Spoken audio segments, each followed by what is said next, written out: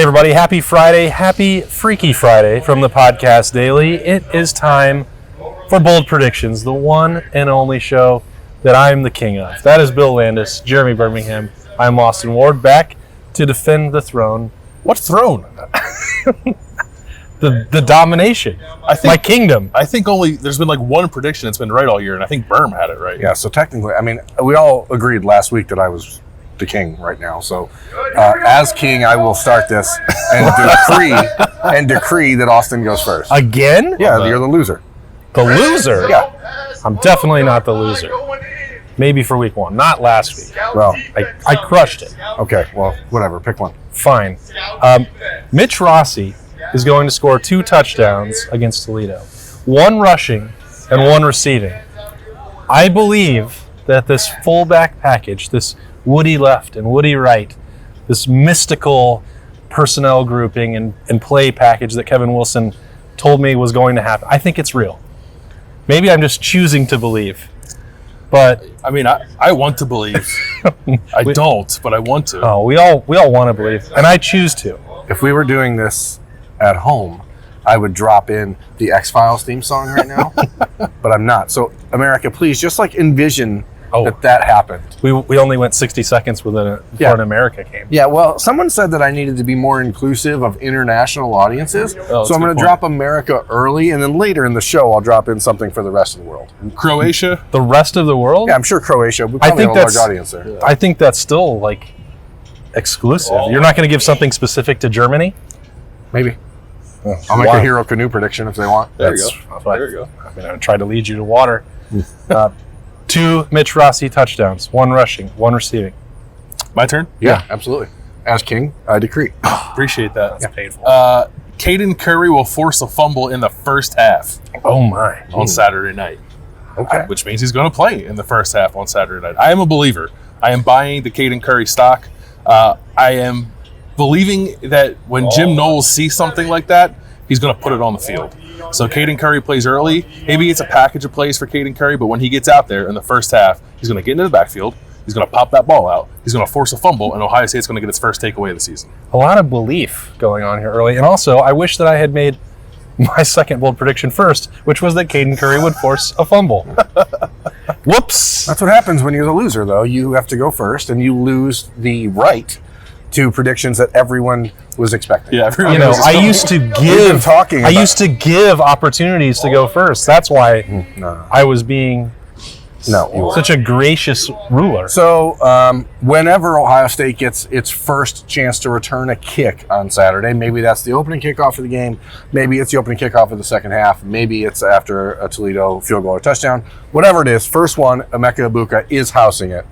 And that is an absolute ironclad guarantee. And no matter what happens, if I, the king of this show currently, do not get this prediction right, no matter what other predictions I'm sure to get right this morning, I will abandon my throne. I'm sure people really believe that it's morning with the sun beating down. It's the morning Friday when this will be on the internet. And so what I am saying is, whatever else I get right, doesn't matter.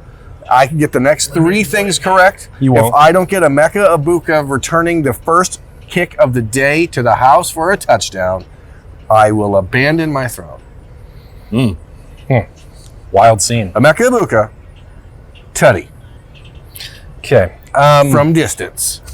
Let me Triple try. Let me Downtown. think about what I was going to say, which was Caden Deep Curry. shot. And here we go. That's Your turn. yeah, great. Are you sure? Yeah, I mean, I'm trying Is there anything else you had to say about Emeka? I was stalling And for the you so you distance. could come up with something else. Oh, Bill took my question. Heard that before. Not from me. Move on, pal. Not once have I ever said that. Move on, pal. You got the wrong show, buddy. This turnover drought, Jim Knowles really downplayed it, didn't he, on Tuesday? Certainly did. I had to go back and double check this story that he told. It seemed too good to be true, and in some ways it was slightly exaggerated. In 2012 at Duke, they did play Florida State and Clemson back-to-back, and they did force 8 turnovers. And they gave up, so he thought it was 10. No problem there. 8's still a lot. Yep. And they gave up more points than he said, which was, I think, was 104. So they aren't everything. They are not the only metric of success. And if you're Ohio State, you certainly don't complain about one touchdown in 8 quarters. That's a much better way of doing business. But I do think that the turnovers are going to come at some point. You can see the opportunities. There were a couple throws that it looked like were, if they'd been maybe thrown on target. Cameron Brown had an opportunity for a pick six last week. You can see, whether that's Caden Curry, Jack Sawyer, a blitzing Steel Chambers or Tommy Eichenberg, that football for a quarterback is going to pop out at some point. And not only will Ohio State force 4 turnovers against Toledo, they will turn 2 of them into touchdowns. Oh, boy. That's the bold prediction. Drill down. The interception return will be Cam Brown. Did not see that coming. I know. Wow. I just pulled that out. I don't know where it came from. Wow. Just inspiration struck me. I am going to base this second bold prediction off of something that Berm said earlier in the week about King, I'll allow you about Trevion Henderson and the feeling that maybe he's going to get a little loose. And also, I wanted to bring it up to correct myself because I said he went off against Akron last year, and I was wrong. It was Tulsa. So my apologies for that. Tulsa is the MAC team of Oklahoma. That is correct. But regardless, I was incorrect. Trevion Henderson will have 2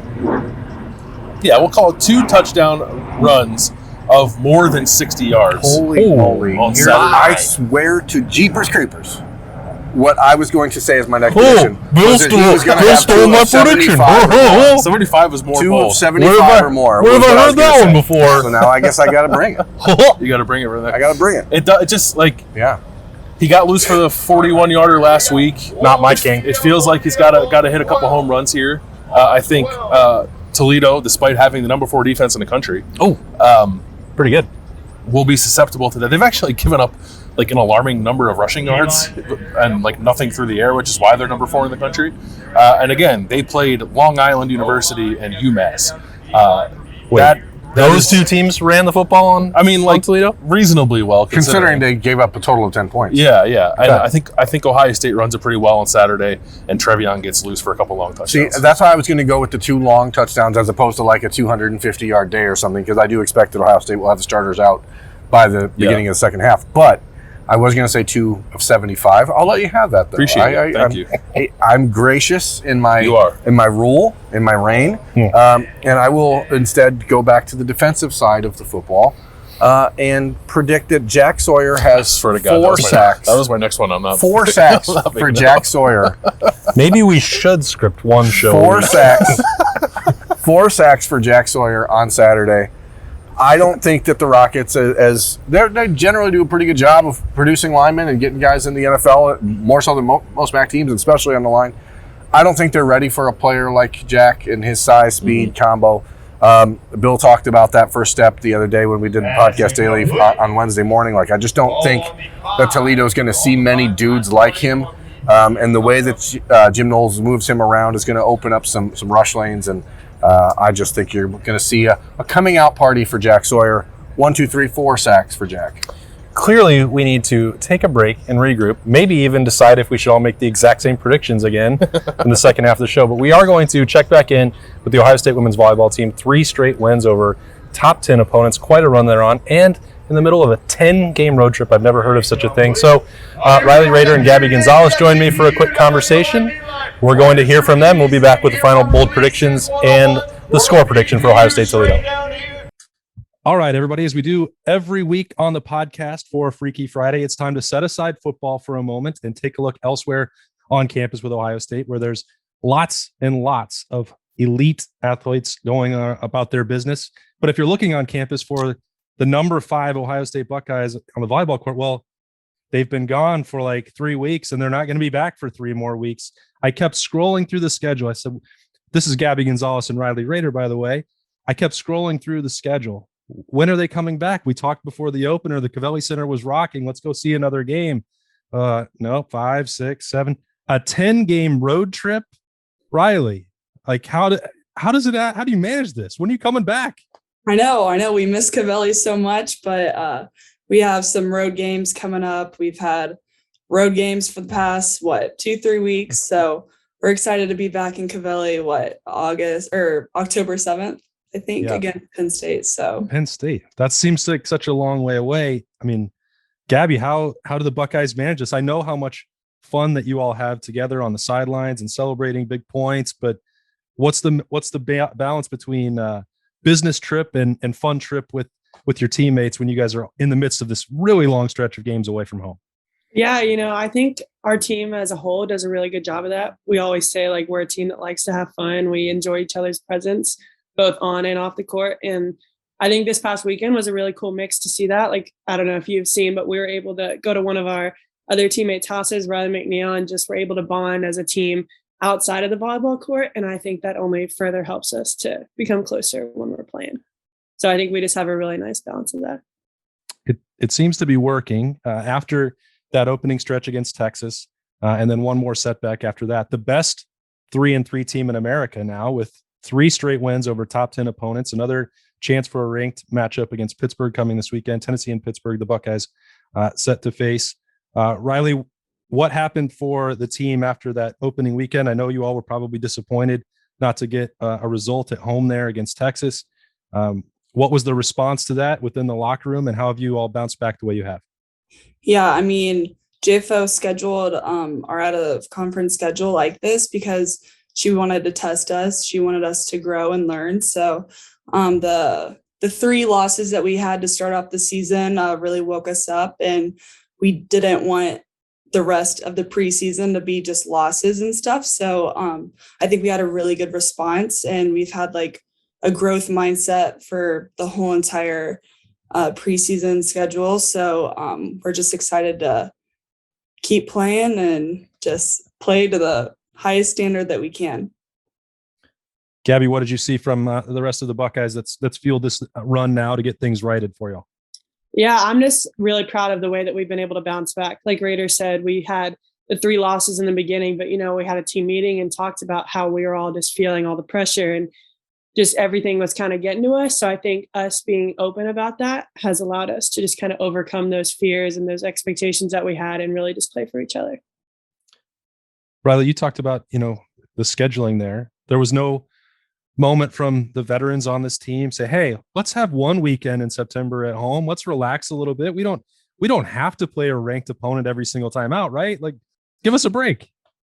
I know. That was our last year schedule, our out of conference schedule. And we didn't really, we beat the teams, but we didn't really get better as a team because we just kind of stayed the same. So the schedule that we have now, we've gotten tested, obviously, but we've gotten so much better. And you can tell from the first game to where we are now, it's crazy. Yeah. Gabby, how much attention does this team pay to like rankings or what Nebraska's doing, what Wisconsin's doing? I know that everyone wants to say it's one game at a time, but you all are trying to, get further in the NCAA tournament and measure yourselves against the best in the country. Is that something that you at least glance at it? How does this team handle that? Yeah, I think that's a fair question. I think everyone glances at it. Everyone looks at it. Everyone pays attention to it. But something that we've been really talking to as a team is just taking one game at a time. I know it's easier said than done, and everyone always says that they're doing that, but not thinking at every game is a big game. I mean, for us in preseason, every game really damn near is a big game, but not holding it to that high of a standard, more like breaking it down and controlling our side of the court. And, if we can do what we need to do on our side, then hopefully the outcome should go our way. So more focusing on ourselves rather than who we're playing. That makes sense. You guys are getting used to this life on the road. Who picks where the team meals are? If you go out, who's in charge of the music? Like, how do we handle this situation away from home? Yeah, that's Caitlin. Caitlin is definitely like the one who runs the whole thing. She does a great job of running the show and just taking care of us in a lot of aspects. She gets us great places to stay, great meals, pretty much anything we need. But music, I would say it's more the team. Yeah, more the team for sure. All right, what are we listening to right now? Anything to pump us up, really. But sometimes before games, Caitlin will be on aux and she'll just play some of our favorite songs. Mm-hmm. Okay. It really ranges. I'm not going to lie. Like it goes from like rap to like EDM to old country. Yeah. Country. Like we got a lot of different music fans all across the team. So we get something to get everyone a little bit excited. Yeah. Okay. Everyone ends up singing. All right. That's important. So when you get back home and I've started adding this to the end to not keep it solely on the sports. You're in Columbus. You're maybe looking for an NIL deal with somewhere to eat here. Where do you want to go? Riley, what's your favorite place to eat in Columbus? This is a hard question because I don't know. Barrio just opened right down the street from me. I love fusion. I'm a big sushi fan. So I guess one of those close to where I live. It'll be nice. Yeah, walking distance. Okay, perfect. Gabby? I would have to say the Eagle. And if you haven't ever been there, you got to go. That is it may not be the healthiest food, but it is the best food in Ohio. And I stand by that. Fried chicken. Always my answer. It may not be the healthiest food. I think we can safely say it's definitely not. But you can tell that doesn't matter to me. So I've definitely had the Eagle as well. It's working out for me great because I've lived here 11 years and now I get to find out where some other places to go. I've had all the ones that you've named, but I'm just fishing it out there and trolling so that I can see if I can find some better places to eat. When you guys get back to the Covelli, what will be the best part, Riley? Oh, the fans. Just the environment and just playing at Covelli is so much fun. It's also fun when they bring out the fire and the introductions and stuff. So yeah, I just miss playing at home and seeing all of our fans right now. Same for you, Gabby? Yep, I would have to say the same. Just the fans and the atmosphere that everyone has created inside of Covelli is just unreal. All the people that have helped us and supported us to create that, because it wasn't always like that, especially when I came in as a freshman. The facility was new. People weren't sure what to expect, but we definitely have created a facility that's one of the best in the Big Ten. All right. Well, you all are about halfway through this gauntlet on the road. You'll be back, as Riley said, October 7th against Penn State, and the Big Ten play ramping up. The Buckeyes are up to number 5 in the country. They play twice this weekend. Again, that's on the road in the middle of this 10-game stretch. 3 straight wins over top 10 opponents.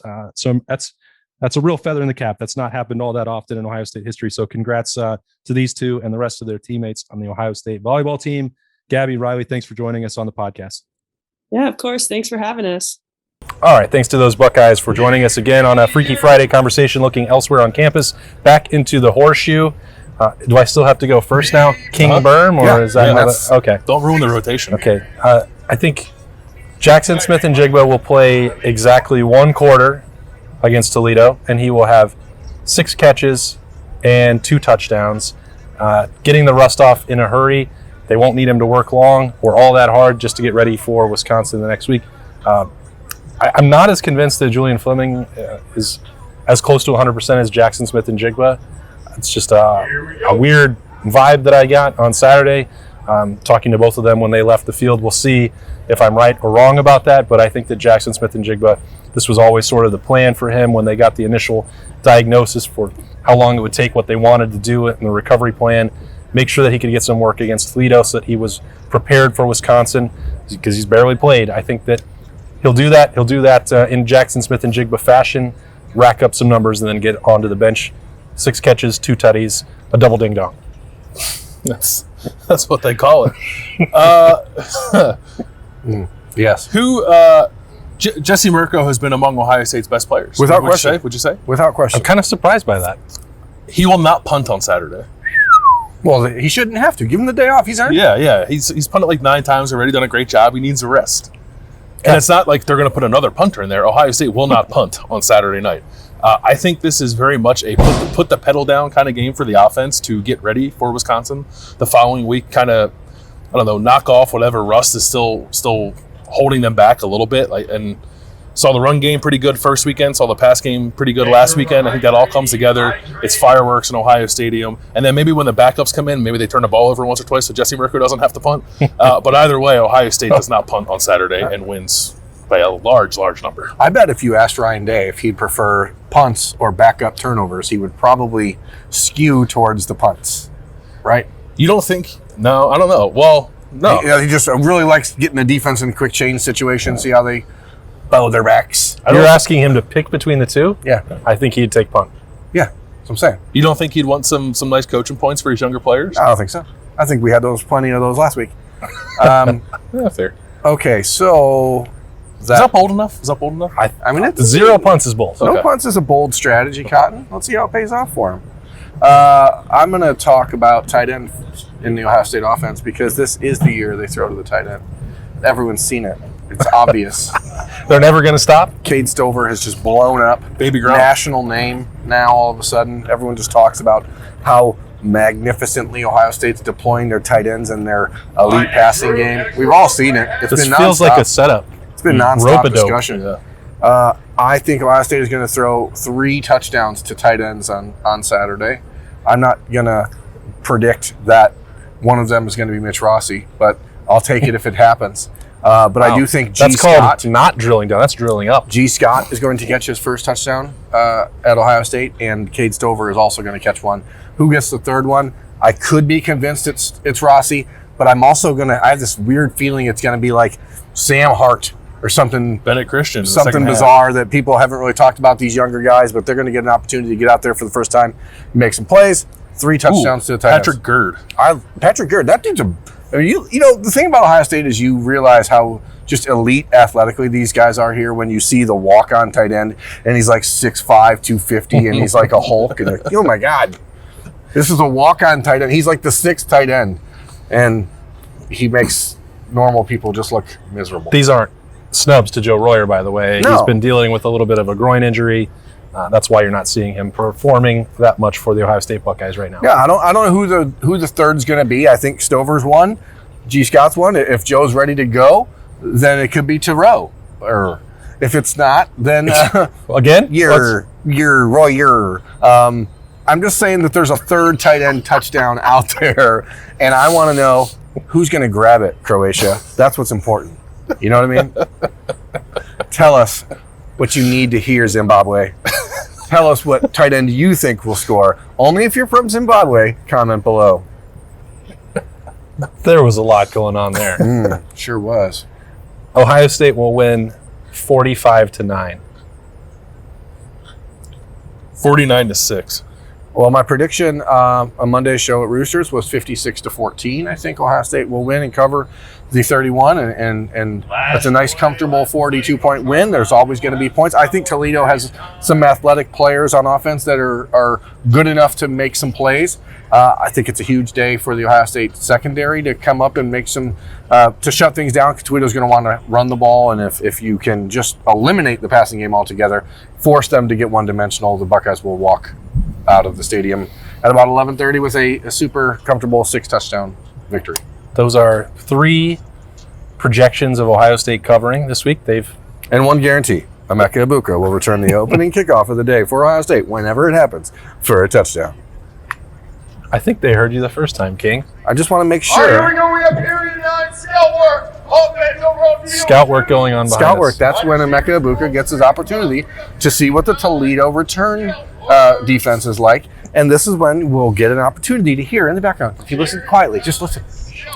Touchdown. I think we need Quinn Temple to help us figure Touchdown. out some of our microphones, because his is always Ibuka. dialed up all the way. Ibuka, touchdown. I don't think they're doing scout kickoff. Oh, did you return, hear though. that? He just said punt return, touchdown, and kick return, touchdown on the same play? Wow.